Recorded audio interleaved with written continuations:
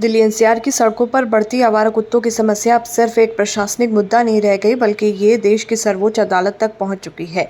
गुरुवार को supreme court की नई गठित 3 सदस्यीय पीठ न्यायमूर्ति विक्रमनाथ, न्यायमूर्ति संदीप मेहता और न्यायमूर्ति एनवी अंजारिया ने इस संवेदनशील मामले की सुनवाई की और अपना फैसला सुरक्षित रख लिया। ये मामला 11 अगस्त से उस आदेश से जुड़ा है जिसमें अदालत ने दिल्ली एनसीआर के सभी आवारा कुत्तों को स्थायी रूप से शेल्टर होम में रखने और उन्हें दोबारा सड़कों पर न छोड़ने का निर्देश दिया था। यह आदेश रेबीज और कुत्तों के हमलों की बढ़ती घटनाओं को देखते हुए दिया गया था, लेकिन इस पर कानूनी और मानवीय दोनों तरह के सवाल खड़े हो गए हैं।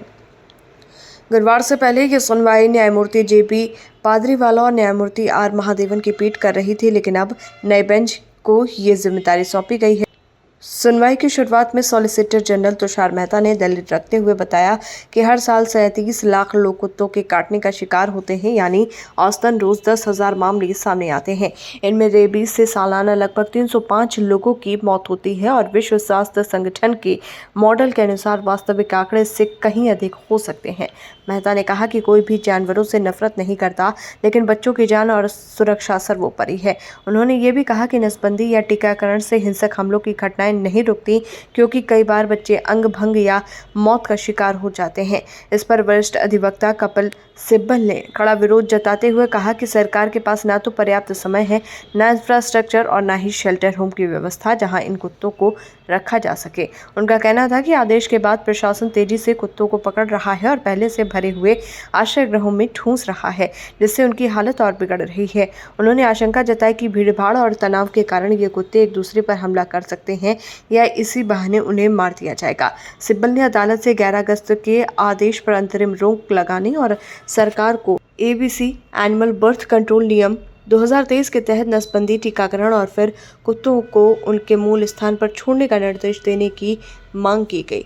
अभिषेक मनु सिंघवी ने भी सिब्बल का समर्थन करते हुए कहा कि एबीसी कानून संसद ने बनाया है, लेकिन नगर निकायों की निष्क्रियता के कारण ये लागू नहीं हो पा रहा है और यही स्थिति बिगड़ने का मुख्य कारण है। वहीं सॉलिसिटर जनरल का तर्क था कि एक छोटा वर्ग पशु प्रेम के नाम पर सड़कों पर कुत्तों को खाना खिलाता है, जबकि बहुसंख्यक वर्ग चुपचाप पीड़ा सहता है।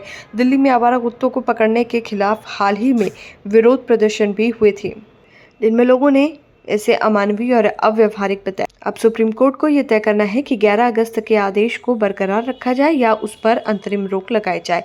इस बीच ये मुद्दा मुख्य न्यायाधीश DY चंद्रचूड़ के समक्ष भी उठाया गया है। उन्होंने आश्वासन दिया कि वो इसे देखेंगे। अदालत का फैसला न केवल दिल्ली एनसीआर बल्कि देश भर में आवारा कुत्तों से जुड़ी नीतियों और दृष्टिकोण पर गहरा असर डालता है, क्योंकि ये सवाल सिर्फ कुत्तों की संख्या के नियंत्रण का नहीं, बल्कि इंसानी सुरक्षा, पशु कल्याण और प्रशासनिक जिम्मेदारी तीनों का है।